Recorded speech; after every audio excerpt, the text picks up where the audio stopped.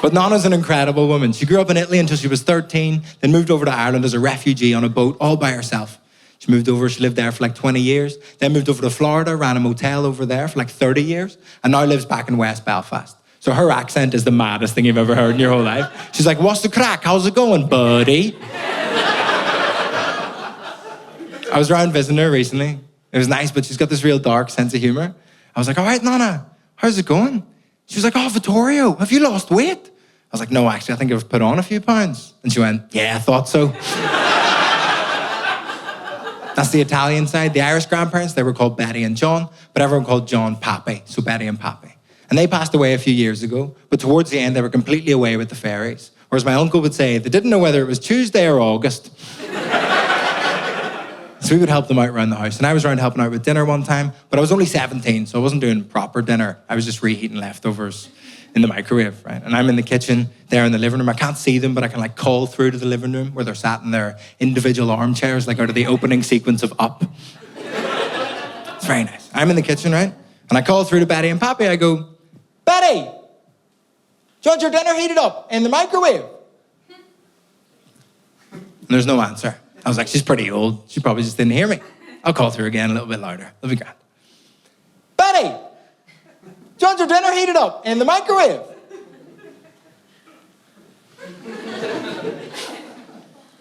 And there's no answer. And I started to get stressed because if she's dead, I'm in so much trouble. So I called through again, but like fucking loud. Like, Betty! Do you want your dinner heated up in the microwave? Please? And there was no answer. But all I heard from the living room was Pappy go, woman, do you want your food in the computer?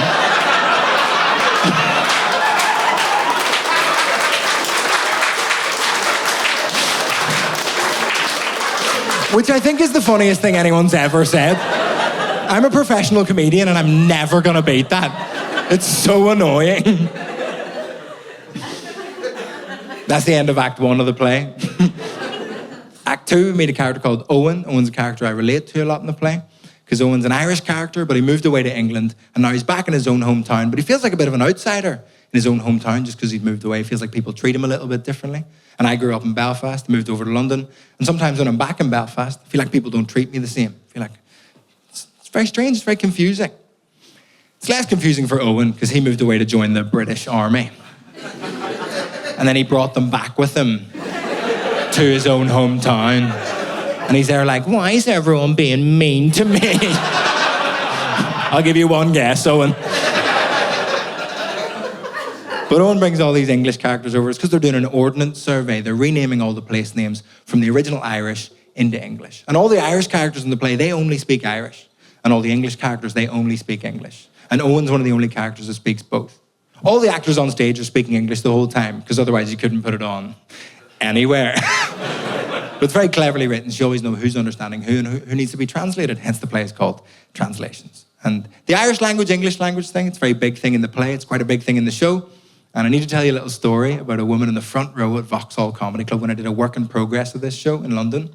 A woman in the front row, about 35 minutes in, so a good bit further into the show, a woman in the front row of Vauxhall Comedy Club kind of went,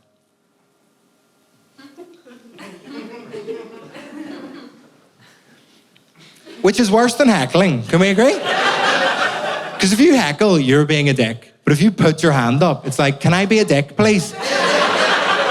It's not polite. So I tried to just do the show around her and ignore her, but she had great defense. She was like Dennis Rodman. I was like locking me down for the game. So I was like, okay, what? How can I help? What's going on?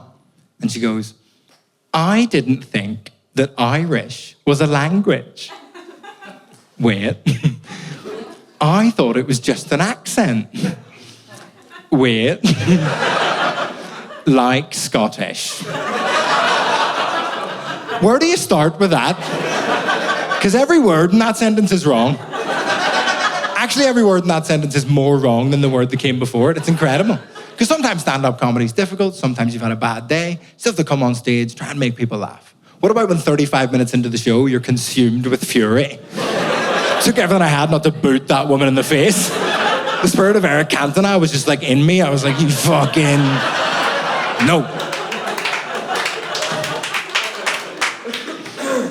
So if you didn't know that Irish is a language, thank you for coming.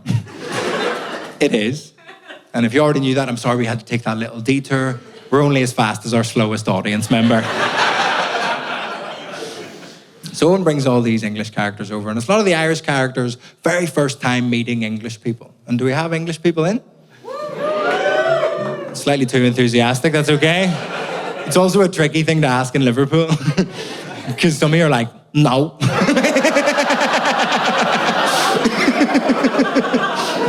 I've seen your stupid little t-shirts, I get it. It's fine. So if you want to identify as English for the rest of the show, if you don't, that's fine, whatever.